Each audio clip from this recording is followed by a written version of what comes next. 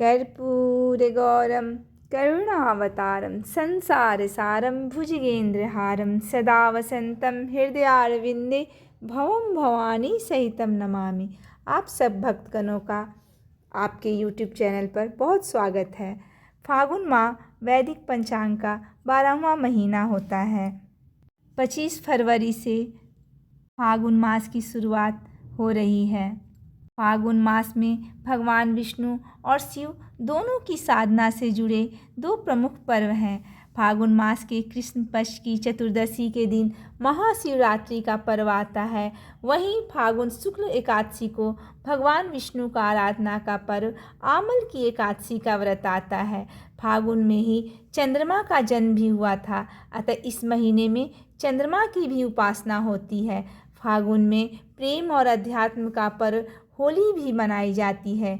इसी महीने में दक्षिण भारत में उत्तर नामक मंदिरोत्सव भी मनाया जाता है। फागुन मास में श्री कृष्ण की पूजा का उपासना का विशेष फलदायी होता है। इस महीने में बाल कृष्ण, युवा कृष्ण और गुरु कृष्ण तीनों ही स्वरूपों की उपासना की जाती है। संतान के लिए बाल कृष्ण की पूजा करें, प्रेम और आनंद के लिए युवा कृष्ण की पूजा करें और ज्ञान और वैराग्य के लिए गुरु कृष्ण की उपासना करें। भगवान शिव को चंद्र का देवता माना गया है। शिव शंकर ने उन्हें अपने सिर पर धारण किया हुआ है। फागुन में चंद्रदेव की पूजा करने से स्वास्थ्य, सौंदर्य, प्रेम, सम्मान और पारिवारिक सुख प्रदान होता है।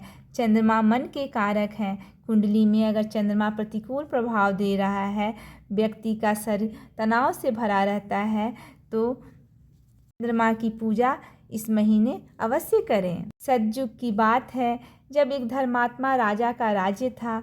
वह राजा बहुत चित और प्रतिभाशाली थे।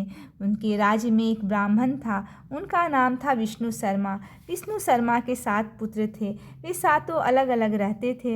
विष्णु शर्मा की अब वृद्धावस्था आ गई तो उसने सब बहुओं से कहा कि तुम सब जी गणेश जी का व्रत करो।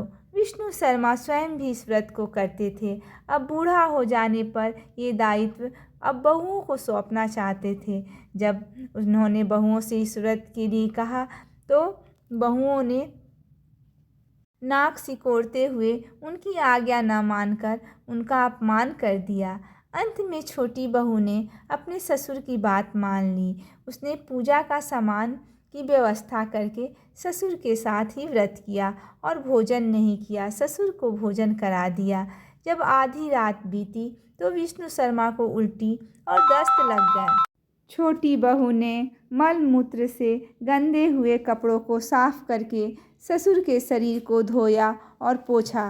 पूरी रात बिना कुछ खाए पिए जागती रही। गणेश जी ने उन दोनों पर अपनी कृपा की। ससुर को स्वास्थ्य ठीक हो गया और छोटी बहू का घर धन धान्य से पूर्ण हो गया। फिर तो अन्य बहुओं को भी इस घटना से प्रेरणा मिली और उन्होंने भी गणेश जी का व्रत किया। जो भी व्यक्ति गणेश जी का व्रत सच्चे मन से करता है, भगवान गणेश उसकी सभी मनोकामनाएं पूरी करते हैं।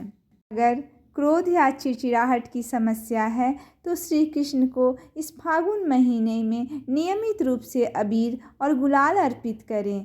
अगर मानसिक अवसाद की समस्या है तो सुगंधित जल से स्नान करें और चंदन की सुगंध का प्रयोग करें। अगर स्वास्थ्य की समस्या है तो शिव जी को पूरे महीने सफ़ेद चंदन अर्पित करें। कहा जाता है कि शिव पे चंदन लेप जो करते उनके प्रभु भंडार हैं भरते। अगर आर्थिक समस्या है तो शिव जी पर चंदन अवश्य लगाएं। फागुन माह के दौरान देवी लक्ष्मी और माता सीता की भी पूजा का विधान है। फागुन माह आखिरी महीना होता है। इस माह के दौरान प्रकृति का एक अलग रूप दृष्टि में आता है। इसी समय पर भक्ति के साथ शक्ति की भी आराधना होती है। फागुन माह भी अन्य माह की भांति ज्योतिष, धार्मिक और वैज्ञानिक दृष्टि से महत्व रखता है। देव देव महादेव नीलकंठ नमोस्तुते। नीलकंठ भगवान की यह कहानी फागुन मास में सुनने से आर्थिक समस्याओं का निवारण होता है। किसी समय वाराणसी के जंगल में एक भील रहता था। उसका नाम गुरुद्रह था। वह जंगली जानवरों का शिकार कर अपना परिवार पालता था। एक बार शिवरात्रि पर वह शिकार करने वन में गया। उस दिन उसे दिन भर कोई शिकारी नहीं मिला और रात भी हो गई। तभी वो झील के किनारे पेड़ पर यह सोचकर चढ़ गया कि कोई भी जानवर पानी पीने आएगा तो शिकार कर लूँगा। वह पेड़ बिल्व वृक्ष था और उसके नीचे शिवलिंग स्थापित था। वहाँ एक हिरनी आई। शिकारी ने उसको मारने के लिए धनुष पर तीर चढ़ाया तो बिल्व वृक्ष के पत्ते और जल शिवलिंग पर गिरे। इस प्रकार रात के पहले प्रहर में अनजाने में ही उसके द्वारा शिवलिंग की पूजा हो गई। हिरनी भी भाग गई। थोड़ी देर बाद एक और हिरनी झील के पास आ गई। शिकारी ने उसे देखकर फिर से अपने धनुष पर तीर चढ़ाया। इस बार भी रात के दूसरे प्रहर में बिल्व वृक्ष के पत्ते व जल शिवलिंग पर गिरे और शिवलिंग की पूजा हो गई। वह हिरनी भी भाग गई। इसके बाद उसी परिवार का एक हिरन वहां आया। इस बार भी वही सब हुआ और तीसरे पहर की भी शिवलिंग की पूजा हो गई। वह हिरन भी भाग गया। फिर हिरन अपने झुंड के साथ वहां पानी पीने आया। सबको एक साथ देखकर शिकारी बड़ा खुश हुआ और उसने फिर से अपने धनुष पर बाण चढ़ाया, जिससे चौथे प्रहर में पुनः शिवलिंग की पूजा हो गई। इस प्रकार शिकारी दिन भर भूखा प्यासा रहकर रात भर जागता रहा और चारों प्रहर अनजाने में ही उससे शिव जी की पूजा हो गई, जिससे शिवरात्रि का व्रत उसका पूरा हो गया। इस व्रत के प्रभाव से उसके पाप भस्म हो गए और पुण्य उदय होते ही उसने हिरणों को मारने का विचार छोड़ दिया। कहते हैं कि जब पुण्य उदय होता है तो हिंसा की प्रवृत्ति मानव की छूट जाती है।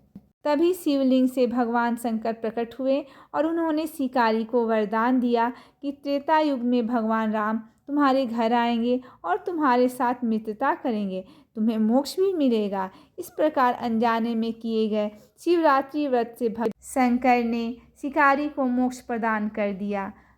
इस कथा को सुनने और सुनाने से अश्वमेध फल की प्राप्ति होती है। बोलिए शिव भगवान की जय। शिव भगवान मेरा प्रणाम स्वीकार करें। सौराष्ट्रे सोमनाथम च श्रीशैले मल्लिकार्जुनम उज्जैनां महाकालमोंकारं ममलेश्वरं परल्यां वैद्यनाथं च डाकिन्यां भीमशंकरम्।